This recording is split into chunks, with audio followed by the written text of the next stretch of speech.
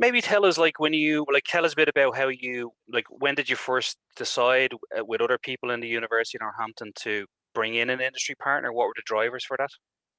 Do you know, I've got a bit of a confession on this one because I've kind of never been that bothered about the whole sort of kite marks, collecting kite marks, because we have got a couple of accreditations already on my course. Mm, um, but just collecting the kite mark for the sake of it has never been of that much interest to me. mm, I tend to reason that, if you're a 17-year-old, you got to be excited about what you're going to study. mm. Not It's not so much about, what association's going to accredit it. I don't Yes. think that's that Yeah. exciting for a 17-year-old who's No. about to start a course. But then I was actually introduced to you guys by a colleague who'd worked with you before and was raving about you. We were designing a new course, and he was suggesting getting accreditation. So I'm a converted skeptic. So It's okay. Yeah. because I was kind of, okay, we'll look at it. But then the real benefit, once I started looking at it, was just, well, first of all, differentiating the students. I kind of Mm, think I'm less interested in the recruitment part, although that is important. mm. Having something that differentiate. I mean, I kind of think we're already quite differentiated Yeah. anyway, Yeah. but just having another badge of endorsement is helpful in Mm, a tight recruitment market. yeah. um, but I'm actually more excited about what happens at the other end. I'm Mm, excited about the fact that the students who, especially now, are entering a really competitive market, yeah. have another piece of certification, which they didn't have to. I mean, this was the most important bit. They didn't have to separately study for, Yes. pay for. That just getting that dual accreditation was tremendously valuable. Yeah. It means that they've got something else on their CV, and I'm just trying to get them the edge in recruitment. It's all Yeah. about getting them hired into the jobs they want. Have you had any sort of even in the early stages, like, you mentioned connections with industry, which is really Mm. important in when you have digital marketing courses. Do your alumni, or people who are on a course, do any work for local companies? Oh, yeah, yeah. I mean, it's a community, so Mm, we've always got alumni. I mean, our alumni go to national companies and local companies, and yeah, so they're sort of well embedded in a whole. In fact, like yesterday, for example, one of my alums, advertised 2 digital marketing jobs. It is really sort of quite. I mean, LinkedIn is where all that happens, and I mhm. think that's why having the accreditation being so embedded in people's LinkedIn profiles these days Yeah. is important, because certainly once students leave, that is my main place that I would stay in touch with them. Mm, That's really what LinkedIn is for, yeah. as far as I'm concerned. Maybe just tell us a bit about the journey into bringing, like, the accreditation project in. Was it easy to do, or were there challenges? How did you There, find the whole process? yeah, I would say there were some challenges, but they were mostly on our side. Mm, We had planned to bring this in to support one particular course, yeah. and then we decided not to run that course. So we'd kind of done a whole business case related to something that actually we decided not to run. But in the meantime, I really wanted this because I was going to piggyback on that deal, Yeah. um, and then that deal wasn't happening, so I had to kind of go away and build a separate business case. I mean, as you would expect, anytime you're going to spend some money, you always have to do due diligence and all of that good stuff. So um, actually, the only thing that was it wasn't actually hard to get it through, Mm, because I think we did get really good value for money, and I was able to demonstrate that. So that bit wasn't hard. I think I think it was mostly the admin, Yep. but Yeah. not from your side, I Yeah. hasten to add. I Yep. think we had a rep who was, bless him, incredibly kind and persistent. And the things that were much easier than I've experienced with other accreditations was the actual process by which we did the mapping, because Yeah. obviously it was really important that we could map our curriculum Mm. to your curriculum to make sure to see whether there were any gaps, or to make sure our students could indeed qualify, because that was tremendously important to us. And actually that was really straightforward to do. In fact, we were able to accredit 3 courses in the end. Okay. So we accredited 2 undergraduate courses and a master's. Very good. Yeah. So I feel like we were able to, there was a very sort of pragmatic approach. Yeah. And it certainly didn't feel like, it was kind of the best of both worlds, because we were getting access to a lot of new material and insight, which is actually going to be helping us do a bit of a refresh of Yeah. some of our own curriculum. But also, I didn't feel like we were being pushed around in terms of what we needed to have in Yeah. to meet your criteria. So Yeah. um, yeah, best of both worlds there, I think. Good. No, good. I mean, I think you mentioned like taking on certifications or marks for the sake of it. So I suppose the DMI model does come with it. It's very content heavy. Like there's a lot of investment into Mm. building content, and we're quite flexible with how universities want to use that content. As you said, it can be leveraged into updating programs. Once people do a certain level of study, they can get certified. I know it's early enough days, but has there been any sort of new feedback from students? Have you seen the benefits of the dual certification already in the marketplace? Yeah, certainly. I mean, one thing we haven't really talked about is the materials they get access to. Yeah. I actually marked an assignment that had some of the materials in as kind of source material within 2 weeks of enrolling the students. So they definitely jumped, some of the Yeah. students jumped on the content, Yeah. I have to say. One of the things that I think has been quite popular with the students is the look and feel of the materials, because Mm. the aesthetic, if you think about what most students are engaging with most of the time, they're either engaging with sort of out and out practitioner stuff, maybe the drum or Wired, the magazine type Mm. web content in our field, or they're engaging with academic journals, which we know, they're not a fun read often, are they? Mm. They're Yeah. dry.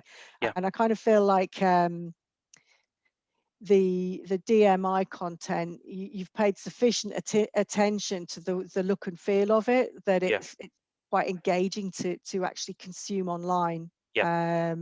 And I think that's quite important. I think when you're teaching any of the sort of digital and marketing content, um, we have an appreciate, I'm sure everybody does, to Mm. be honest, but having an appreciation for the aesthetic of the thing. So Yeah. the content is appropriate, it's credible, looks nice. Looks nice. Yeah. Looks Yeah. nice. No, it's a very good point. Well, I mean, I suppose we want to try and fit nicely with a university which gives a campus experience and good academic lecturers with industry background like yourself, and then an online model that's a bit like a Netflix or platforms that people are used to using that look visually nice.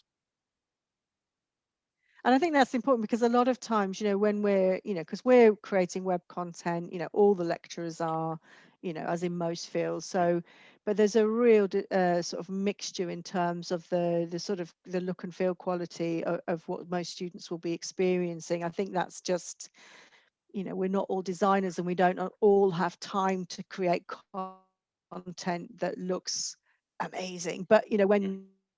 um, when it's what you're teaching, and you're trying to get them to have an appreciation for design, for the actual look of things, then you need to be showing some best practice Yeah. in that space, I think. So uh, fundamentally, I'm always swayed by great design. And around the content itself, have you had any feedback from students? Is there particular types of delivery that they like, webinars, or they like? Is there any feedback yet on that? I think, yeah, I think different students have engaged with different types of content. I think a lot of this is down to what part of the academic year we've got them. So we had, because of one thing and another and getting, the onboarding process, it was actually sort of well into the second term that we got everybody enrolled, which meant that they're kind of really getting down to assignment writing. So Yes. I think the sorts of materials they have beelined for is not the sort of casual browsing. They are straight for templates, plans, those kinds of materials. But I think that's largely because of the where we are in the academic year. I Yeah. think, next year when we're starting in September with, because you can be all kind of exploring, can't you, in Yes. Yeah. September? Cup of coffee, watching Um, something. Yeah. we're not in an exploring, yeah, we're Yeah. not in an exploring kind of space Yeah. Yeah. in March. So Yeah.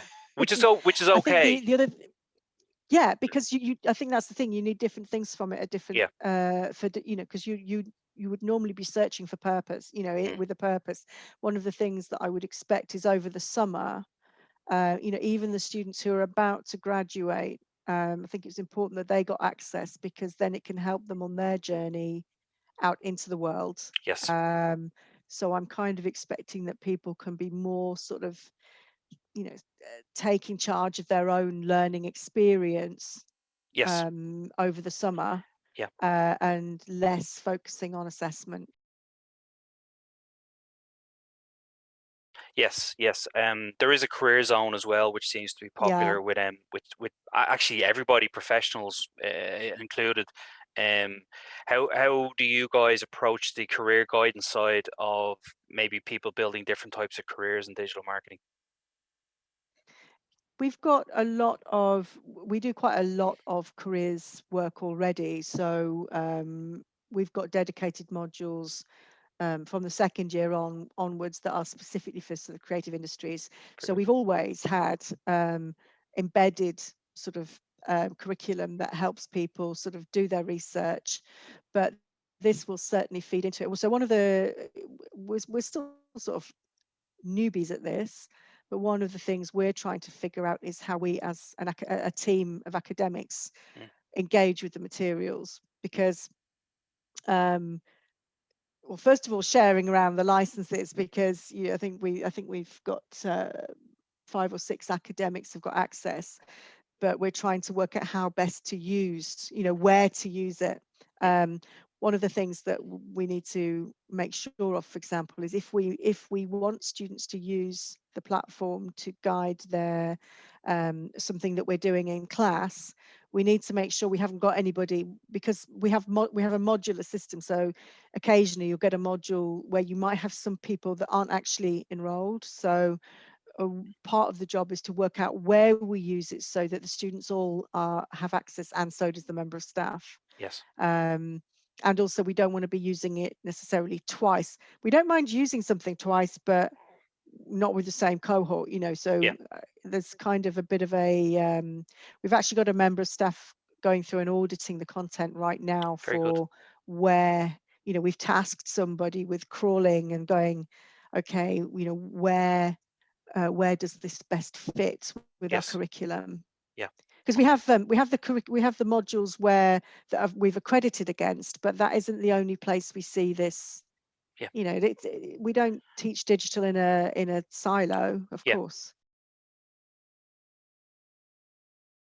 I know you mentioned, look, it's not just about student recruitment. A lot of what we're speaking about today is Mm, enhancing the learning experience and the career opportunities. yeah. Has it helped though? Have you heard back from the student recruitment team that has it helped I mean, differentiate any of the marketplace yet? Or is it too early to say?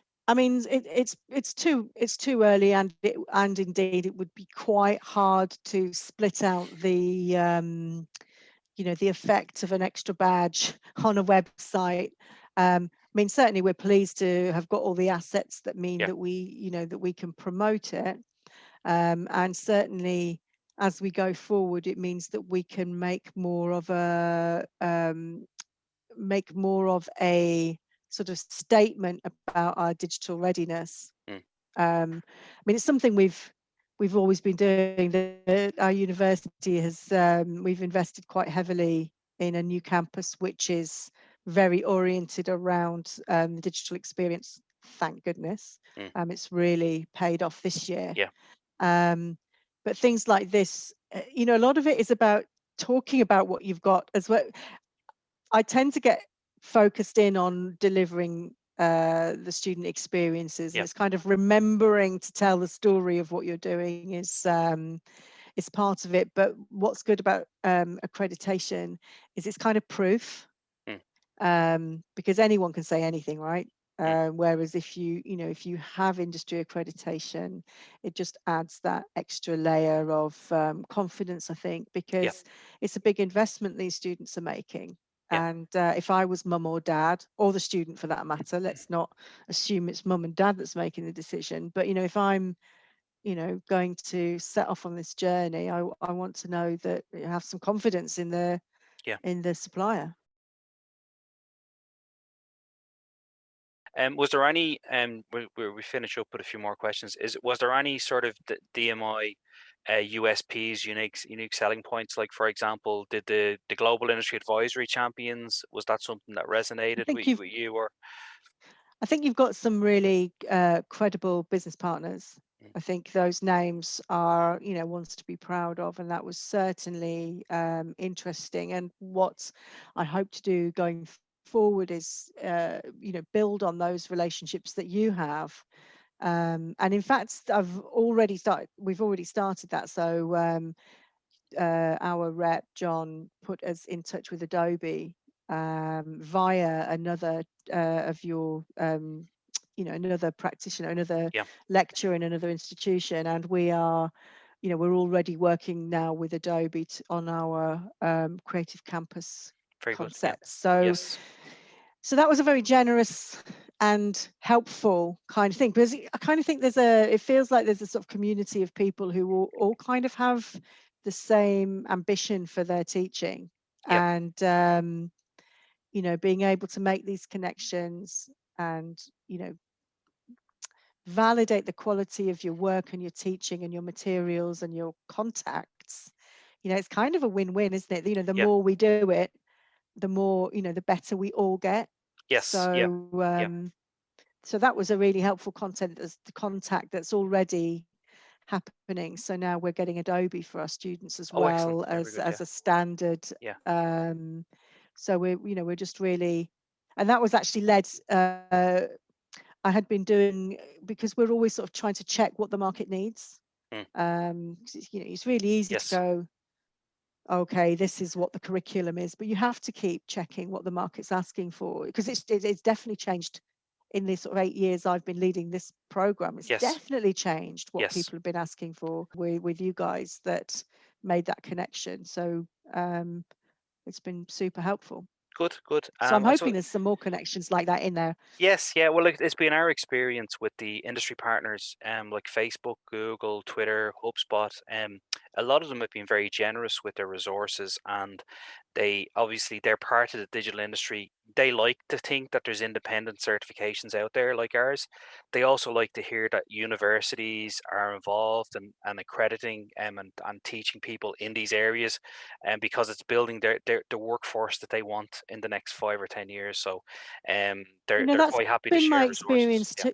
Yeah, I was going to say I think that's been my experience too. Whenever I've reached out to organisations, they are almost always happy and participatory. They understand that universities help to shape it, and they understand why we're asking. I mean, of course we should be asking, but one of the things that's quite challenging as if you're a teacher, and Mm, to actually manage multiple relationships with multiple stakeholders like this who are all the way around the world.